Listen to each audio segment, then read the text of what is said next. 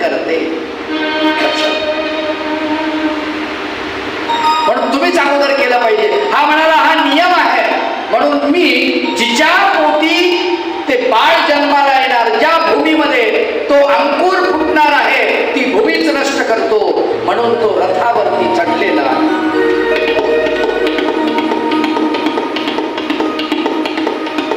रथावरती चढलेला आहे. रथावर आरूढ झालेली, आसनारूढ झालेली देवकी तिच्या केसाला पकडलं आणि रथावरून खाली आली.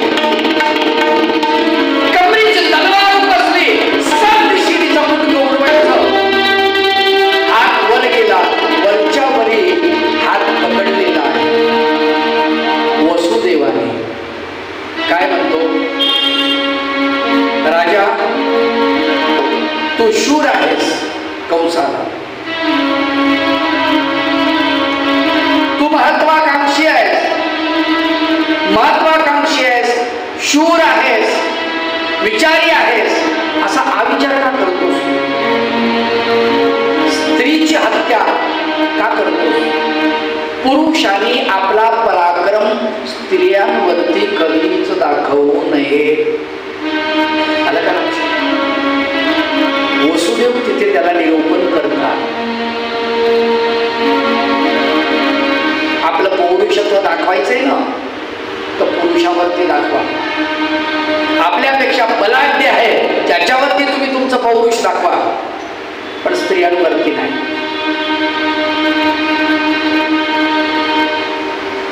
ते म्हणाले कंस की हिच्या पोटी जन्माला येणारा आठवा बालक माझा वैरी असेल.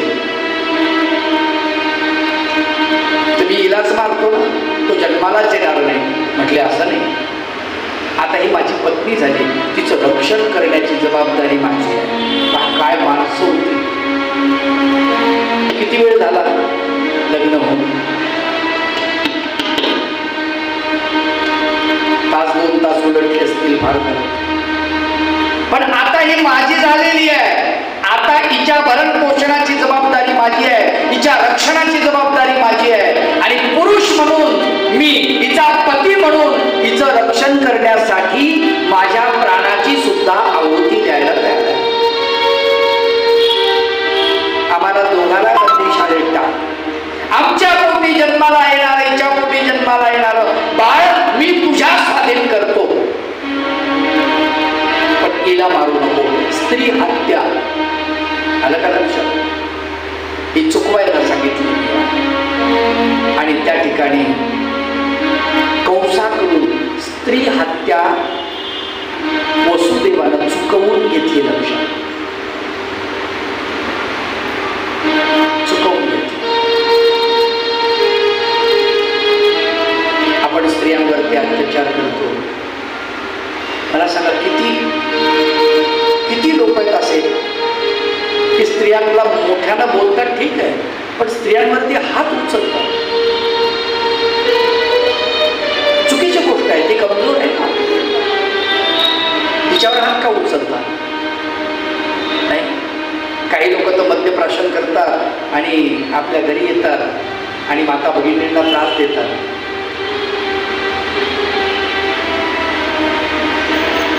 अवघड आहे.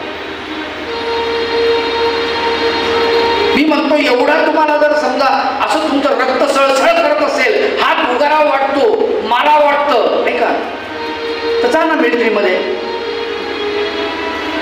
देशाच्या सीमेवर जा, हातात शस्त्र घ्या, शत्रूला मारून टाका, ऑर्डर न मिळता मारा. तुमच्यावर केस झाली तरी चालते, मारा ना, तिथे दाखवा ना पराक्रम तुमचा, मग कळलं. ते नाही होत आमच्या, ते नाही. लक्षात, तुमची सर्वांची क्षमा मागून मी सांगतो, मी बरेच चित्रपट बघितलेले आहेत आणि कधी कधी अचानकपणे एखादा सीन जर मला पाहायला मिळाला, बरा वाटला तर मी पाहत असतो. एका चित्रपटातला फार सुंदर सीन आहे. माणूस कसा पाहिजे याचं वर्णन त्याच्यामध्ये आहे. एक नट असतो, कलाकार असतो, आणि त्याला बाकीचे लोक मारतात, खूप मारतात, म्हणजे गुंड त्याला मारतात. तर मारत असताना तो म्हणतो और मारो, और मारो, और मारो. आता 17-18 गुंड त्याला मारतात मारतात, हा म्हणतो और मारो.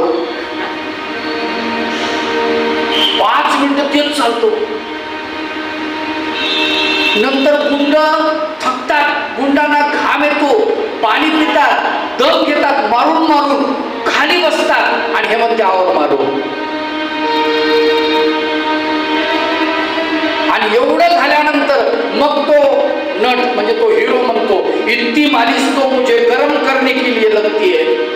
आता काय गरम करा, हे थंडी झाले सगळे. आता यानं जर मारले होते तिखट का,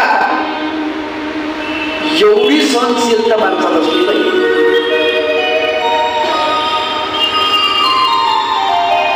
वसुदेवामध्ये एवढी ताकद आहे, आपल्या पत्नीचं रक्षणही करू शकला असता आणि कंसाचं राज्य नेस्त नाबूदही करू शकला असता, पण वसुदेवानं ते केलेलं नाहीये. पत्नीचं रक्षण हे आता महत्वाचं आहे. प्रसंगी मला कारागृहात जायचं काम पडलं तरीही चालेल, तरीही चालेल. पती कसा असावा हे जर पाहायचं असेल तर वसुदेवाकडे बघा.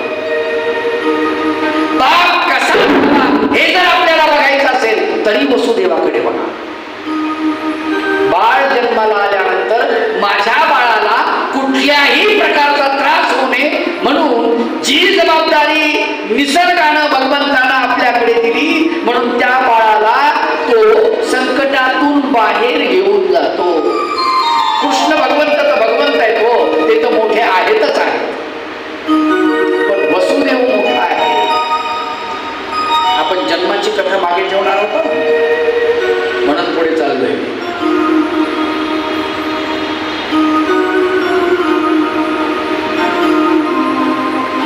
कारागृहामध्ये संसार सुरू झाला.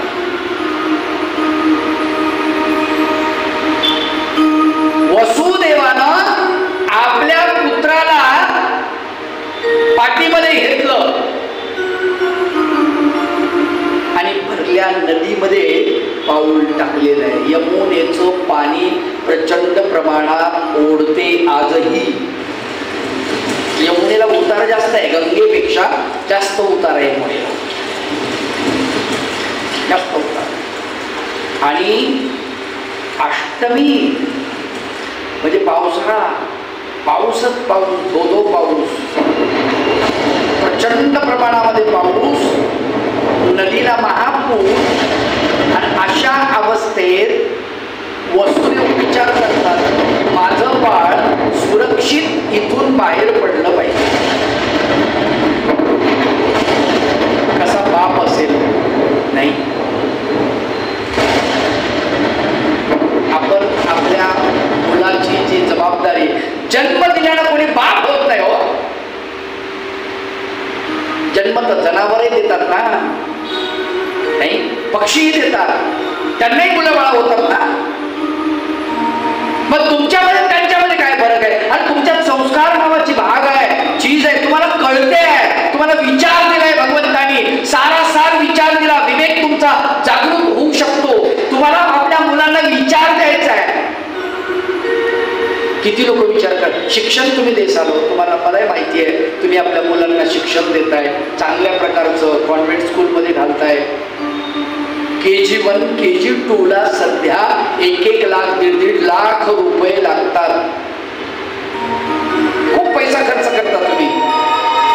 तुम्ही त्याला शिक्षित बनवलं, सुशिक्षित बनवलंय का, हा महत्वाचा प्रश्न.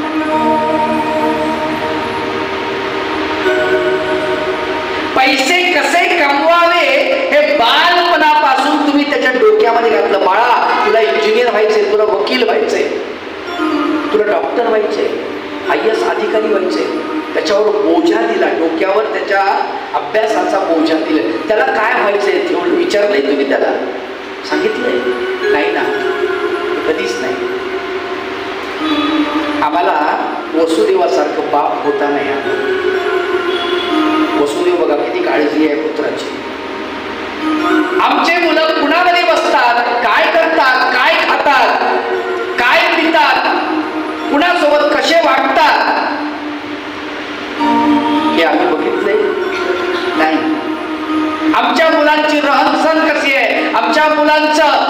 त्यांच्या वर्तनात बदल झालाय का, त्यांच्या पाहण्यामध्ये बदल झालाय का, त्यांच्या खाण्यामध्ये बदल झालाय का, त्यांच्या बोलण्यामध्ये बदल झालाय का, त्यांच्या ऐकण्यामध्ये बदल झालाय का, त्यांच्या आचार विचारामध्ये बदल झालाय का, हे लक्ष कोण देणार?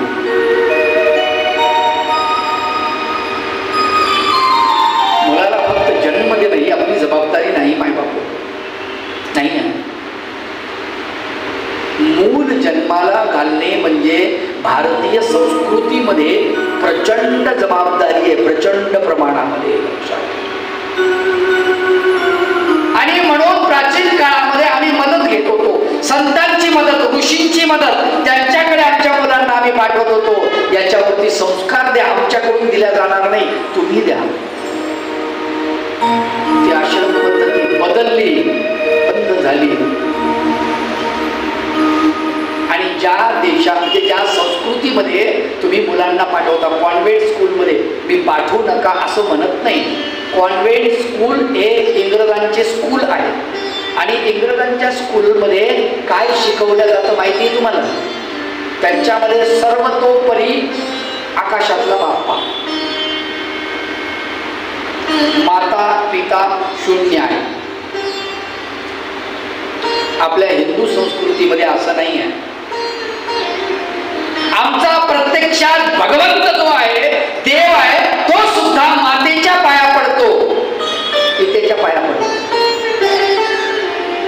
समाज व्यवस्था तो लाजत नाही की परमेश्वर आहे, मी कसं असं करू, असं नाही म्हणून. काय गंमत आहे बघ.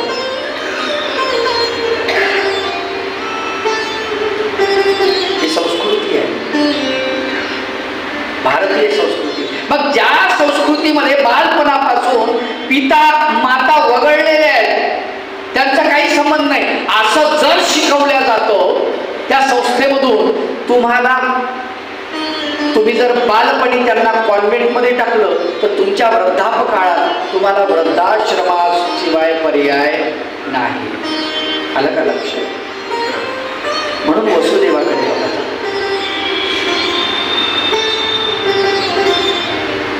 वसुदेवानं डोक्यावरती पाठी घेतली आणि वसुदेव निघाले. कुठे चाललेले आहेत? गोकुळामध्ये. यमुनेचं पाणी वाढत आहे, क्षणे क्षणे पाणी वाढत आहे. हळूहळू हळू पाणी गुडघ्यापर्यंत आलं, गुडघ्यापासून मांडीपर्यंत आलं, कमरेपर्यंत आलं, छातीपर्यंत आलं, गळ्यापर्यंत आलं, खालचे पाय सरकायला गेले.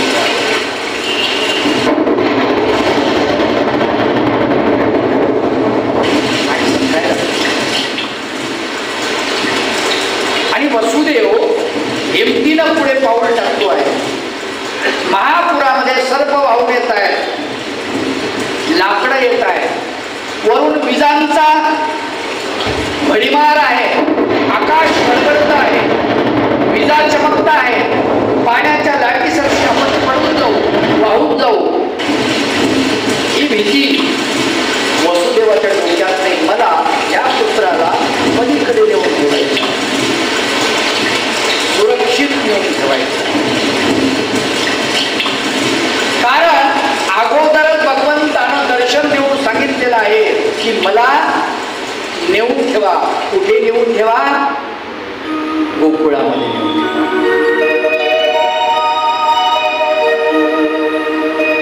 नंदाच्या घराला, नंदाच्या घराला मजली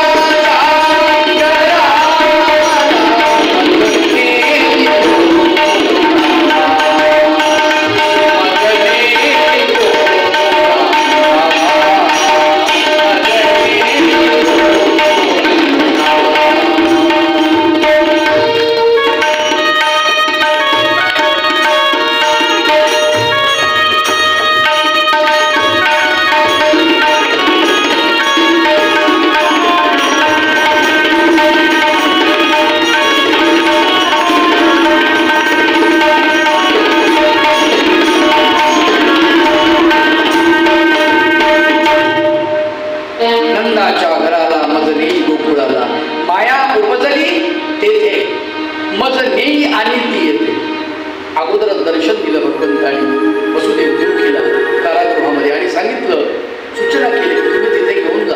तेव्हा भगवंत नेऊन बसला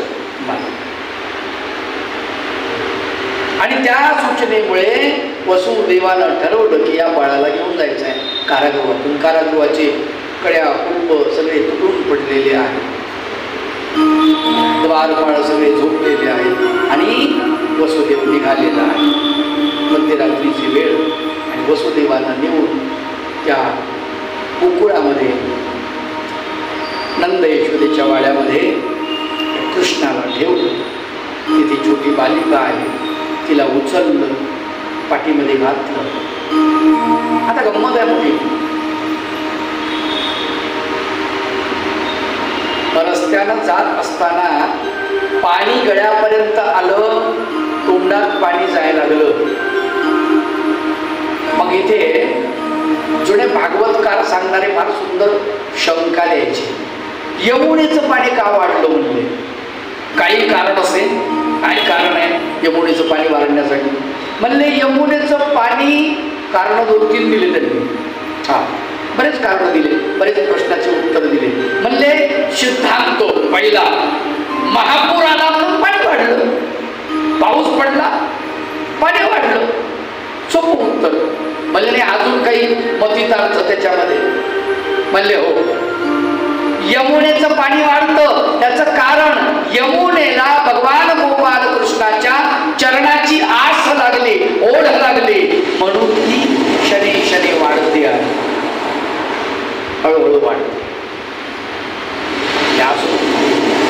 दुसरं कारण, तर तिसरं कारण काय, यमुनेचं पाणी का वाढतं.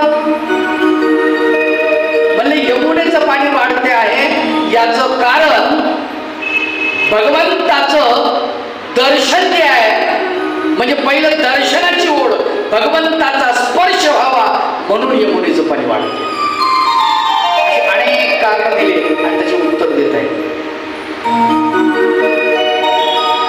श्रीकृष्ण भगवंताने भगवंताची लीला चक्रधर भगवंत जेव्हा सांगतात तेव्हा ते म्हणतात की यमुनेचं पाणी शनी शनी वाढते आहे, प्रति सेकंद प्रतिपल ते वाढते आहे.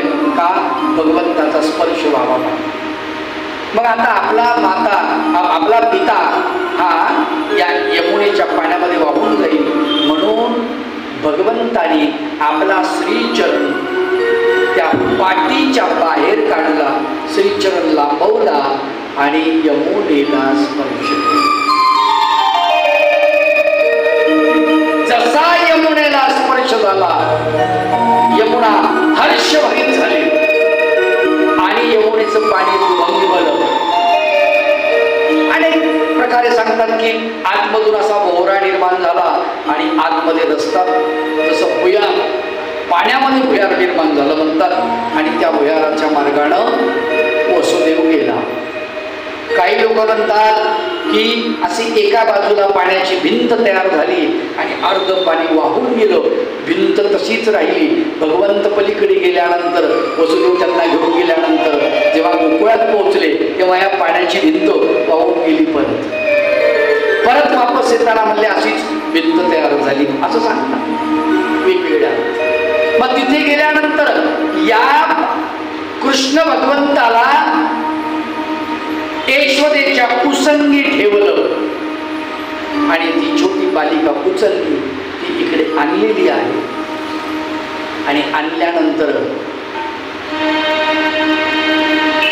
कारागृहामध्ये प्रवेश झाला. जशाला तसे कडे कुलूप लागलेले आहे, सगळी व्यवस्था झालेली आणि भगवान गोपाल कृष्ण इकडे गोकुळामध्ये सुखानं नांदत आहेत, सुखरूप आहेत. आणि इथे मात्र ती छोटी बालिका देवकीच्या हातामध्ये आहे. देवकीच्या डोळ्यातून अश्रुधारा वाहत आहेत आणि ती त्या बालिकेला हात जोडून क्षमा मागते. बाळे, माझ्या बाळाचं रक्षण करण्यासाठी मी माझ्या बाळाला तिथे गोकुळात घेऊन ठेवलं आणि आता माझ्या हाताला मी तुला कंसाच्या ताब्यात देणार, मला क्षमा कर बरं, काय करू मला कळत नाही. रडते आहे. देवा भगवंता, माझ्यावरती काय अवदशा यावी, मी ही माता आहे ना, माझे 8-7 पुत्र गेले अगोदर, आणि हा सुरक्षित राहावा 8वा म्हणून दुसऱ्याची बालिका मी मारते आहे. मी माता नाही, मी वैरिणी आहे, मी कैलासीन आहे, स्वतःला पोचते. आणि त्या बालिकेने आरडायला सुरुवात केली कारागृहामध्ये, मोठ्या आरडायला सुरुवात. तिच्या आवाजानं द्वारपाळ यांच्यावर मोहनी अस्त्र पडलेलं होतं, ते जागृत झाले. द्वारपाळ जसे जागृत झाले तसे कंसाकडे वार्ता गेली, मध्यरात्र उलटून गेली. महाराज महाराज, देवकीला कन्यारत्न झाली. असं कंस धावत आले.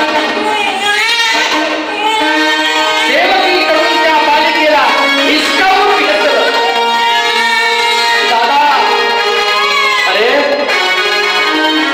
तो मुलगा नाही आहे, तुझा वैरी नाही आहे, ती बालिका आहे, ती मुलगी आहे, तिला मारू नकोस. त्या छोट्या बालिकेकडे बघितलं आणि बघून काय म्हणतो,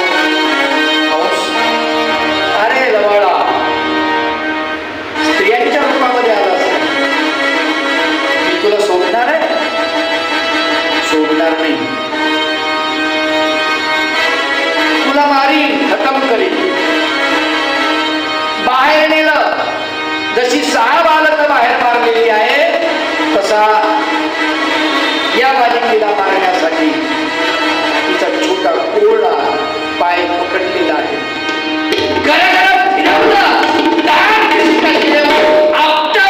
हातातून सटकली, निसटली, कडाडली. कंसा,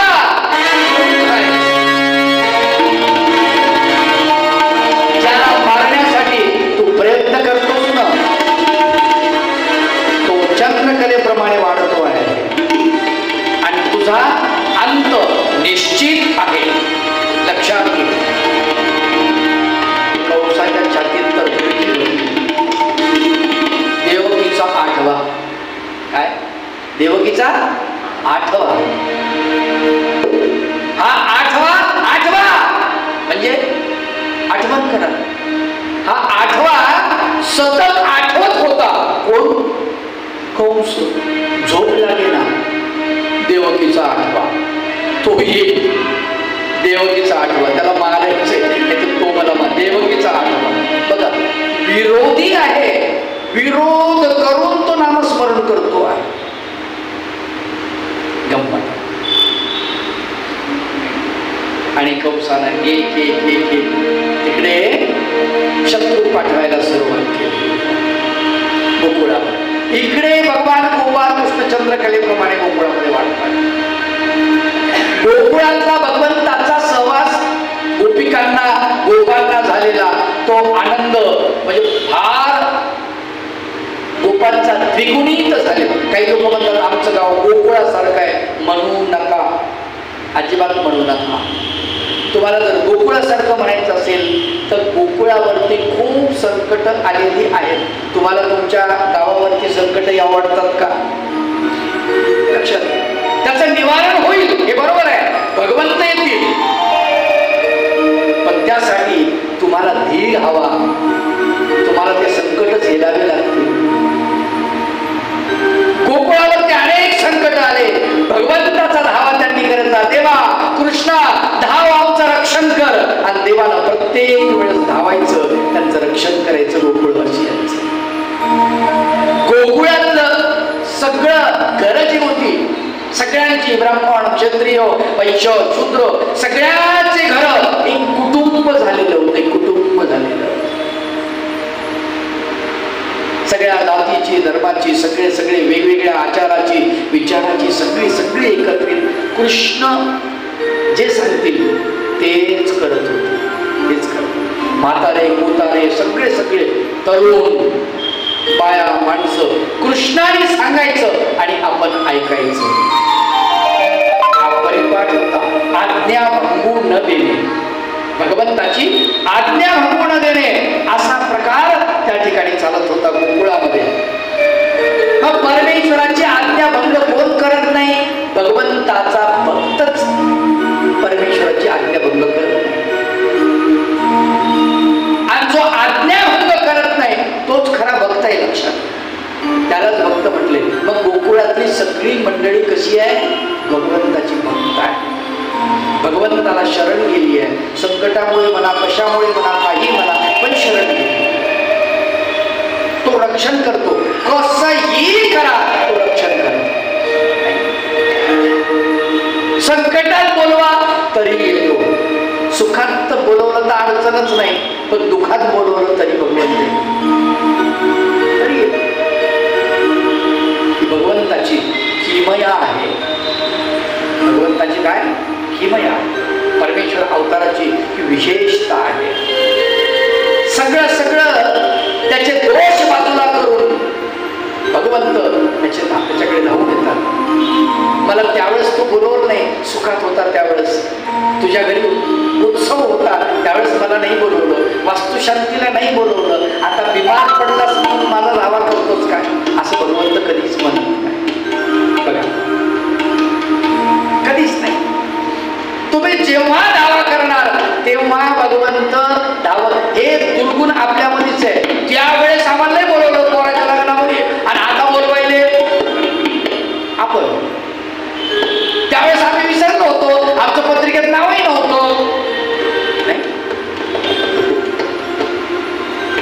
भगवंत असं नावासाठी भगवंत करत नाही. आलं का?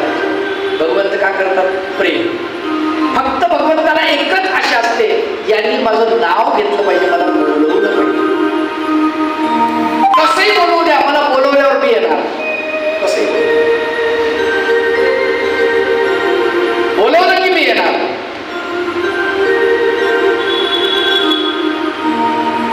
इकडे कंस देवकीचा आठवतो विरोधी पद्धतीने, आणि इकडे मात्र गोकुळामध्ये भगवंत आनंदाचं वाटणी करतात. लोकांना आनंद वाटतात. सगळ्या गोकुळामध्ये आनंदी आनंद झालेला. गोकुळीच्या